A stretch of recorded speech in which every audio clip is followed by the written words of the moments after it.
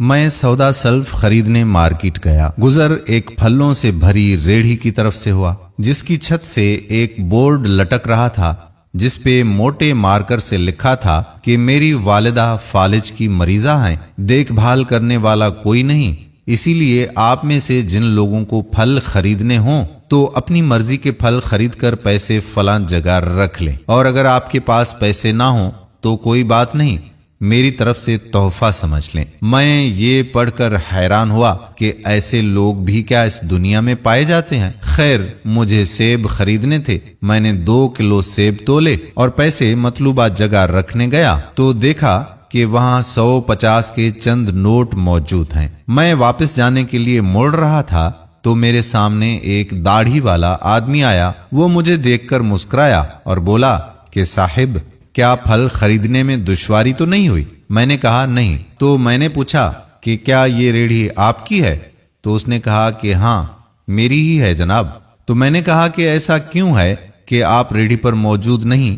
اور وہ مجھے اپنی کہانی بتانے لگا کہ میری والدہ فالج کی مریضہ ہیں، گھر بیٹھے بیٹھے وہ کچھ نفسیاتی سی بھی ہو گئی ہیں، میں شادی شدہ نہیں ہوں اور میرے علاوہ اماں کی کوئی اولاد بھی نہیں ہے، اسی لیے اماں کی تیمارداری میرے ہی ذمہ ہے۔ پہلے تو میں ذرا وقت گھر سے نکل کر مارکیٹ پہ ریڑھی لگا دیتا تھا، مگر اب ذرا اماں کی حالت کچھ زیادہ بگڑی ہے تو انہوں نے مجھے باہر جانے سے روک لیا۔ وہ چاہتی ہیں کہ میں سارا دن انہی کے ساتھ رہوں۔ خیر، میں نے اماں سے کہا کہ ایسا تو ممکن نہیں، اگر سارا دن آپ کے ساتھ بیٹھا رہا تو کھانے کا بندوبست کہاں سے ہوگا؟ اماں نے مجھ سے کہا کہ مجھے ذرا بٹھاؤ۔ میں نے تکیے کے سہارے سے اماں کو بٹھایا اور انہوں نے اپنے کانپتے ہوئے ہاتھ دعا کے لیے اٹھائے اور نہ جانے کیا کیا دعائیں مانگتی چلی گئیں۔ جب دعا سے فارغ ہوئیں تو مجھے بولی کہ جاؤ تم مارکیٹ میں ریڑھی لگا کر آ جایا کرو۔ میں نے کہا کہ اماں کیسی باتیں کرتی ہو، آج کل ایمانداری کہاں ہے؟ خالی دکان دیکھ کر لوگ تو سارا مال لوٹ لیتے ہیں اور بنا مالک کے دکان میں کوئی آئے گا ہی کیوں؟ اماں مجھ سے بولیں کہ جتنا کہا ہے وہ کرو۔ خیر، میں نے ایک دن ایسا ہی کیا۔ اب تو معمول کے مطابق فجر کے بعد ریڑھی مارکیٹ میں چھوڑ آتا ہوں اور عصر کے وقت واپس لینے جاتا ہوں، اور یقین کریں کہ مجھے اتنا فائدہ ہوتا ہے جس کی کوئی حد ہی نہیں۔ کوئی خریدار پیسوں کے ساتھ ساتھ کچھ چیزیں چھوڑ کر بھی جاتا ہے۔ مثال کے طور پر پچھلے دنوں کوئی اماں کے لیے پھول رکھ کر گیا اور ایک بچی کل بریانی رکھ کر گئی اور ساتھ ایک کارڈ بھی چھوڑا جس پر لکھا تھا کہ اماں کے لیے۔ ایک روز کسی ڈاکٹر کا گزر ہوا تو وہ اپنا کارڈ چھوڑ کر گیا۔